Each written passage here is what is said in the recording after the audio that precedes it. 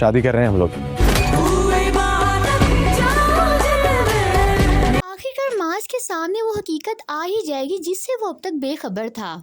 ماس کو معلوم ہو جائے گا کہ شاذر پہلے دن سے ہی شفا کو پسند کرتا تھا اور ماس کے ساتھ جو کچھ بھی ہو رہا تھا اس کی اصل وجہ صرف اور صرف شفا تھی. ایک دن ماس اچانک شفا اور شاذر دونوں کو ایک ساتھ دیکھ لے گا. یہ منظر دیکھ کر ماس کو بہت بڑا جھٹکا لگے گا کیونکہ شفا نے ہمیشہ اس سے یہی کہا تھا کہ اس کا شاذر کے ساتھ کوئی تعلق نہیں ہے.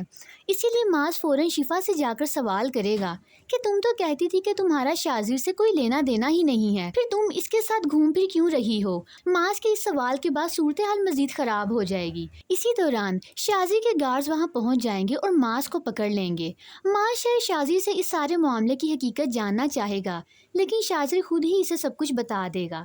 شاذر ماس کے سامنے اعتراف کرے گا کہ نرمین سے شادی کرنا صرف ایک بہانہ تھا. اس کا اصل مقصد صرف شفا کو حاصل کرنا تھا. یعنی شاذر نے نرمین کے ساتھ شادی کا فیصلہ بھی صرف اور صرف شفا تک پہنچنے کے لیے کیا تھا. یہ حقیقت جاننے کے بعد ماس کے لیے سب کچھ واضح ہو جائے گا کہ شاذر نے شروع سے ہی اسے اپنے مقصد کے لیے استعمال کیا تھا.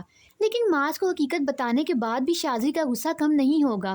شاذر کے گارڈز ماس کو بری طرح ماریں گے اور ماس ایک انتہائی مشکل صورتحال میں پھنس جائے گا. فرینڈز، اب سب سے بڑا سوال یہی ہے کہ ماس اس سب کے بعد کیا کرے گا؟ کیا وہ شاذر کے خلاف کوئی قدم اٹھائے گا؟ فرینڈز، اپنی رائے کا اظہار کمنٹ سیکشن میں ضرور کیجیے گا.